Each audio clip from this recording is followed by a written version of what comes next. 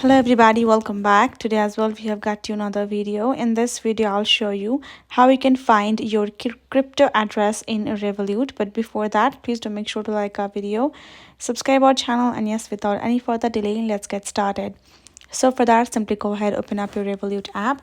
Now from over here, go ahead, tap on this option of crypto given on top right section. You can see the option, tap on it.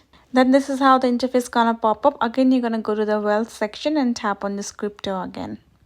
Then this another interface gonna pop up of the crypto section. Now you can see and you can find this kind of interface, right? So if you want to check out the address, all you gotta do is tap on this option of a receive, and there you go, the address will pop up. Now if you would like to find out another Bitcoin or crypto address, you can go back and go to search bar.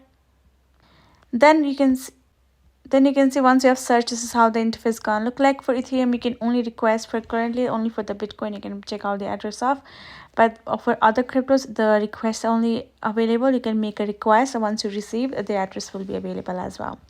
So hope this video helped. Thank you so much for watching. I'll see you guys in our next video.